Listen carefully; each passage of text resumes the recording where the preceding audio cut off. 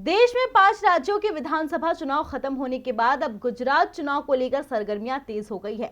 जहां एक तरफ बीजेपी के सामने अपने सबसे मजबूत गढ़ को बचाने की चुनौती है, तो वहीं दूसरी तरफ विपक्षी दलों के पास सत्ता पर काबिज होने का मौका है।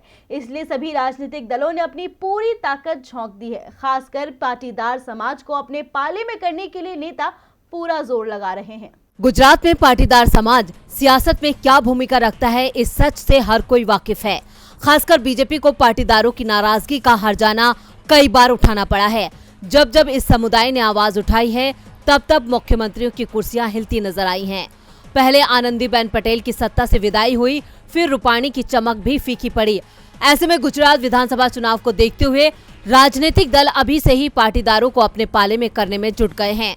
गुजरात बीजेपी अध्यक्ष CR पाटिल ने कहा कि अगर पाटीदारों के कद्दावर नेता नरेश पटेल बीजेपी में शामिल होते हैं तो उन्हें बेहद खुशी होगी।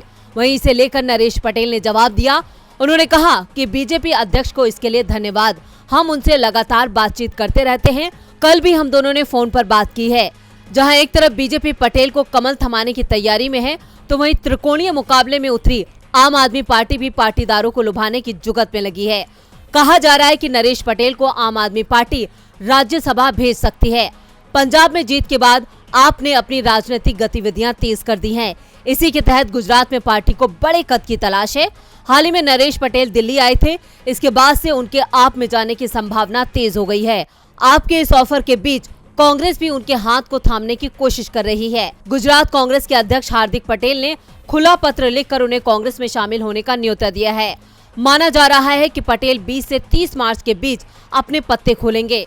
वहीं इन अटकलों के बीच लेउवा पाटीदार समाज ने बैठक की है। इस बैठक में नरेश पटेल और पूर्व मंत्री जयेश रदाड़िया भी शामिल हुए हैं। इसके अलावा DK सखिया, रमेश तिलालिया, परेश गजेरा, गोविंद रवड़पाड़िया और उखा भाई पटेल भी शामिल हुए थे।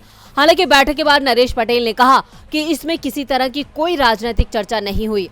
अब भले ही वो सियासत से दूरी बना रहे हों, लेकिन देखना होगा कि पटेल चुनाव के वक्त किसके करीब जाते हैं। वैसे पाटीदार जिसके पाले में जाएंगे उसका फायदा होगा, क्योंकि गुजरात की 6 करोड़ 30 लाख की कुल आबादी में पाटीदारों का हिस्सा 14% है।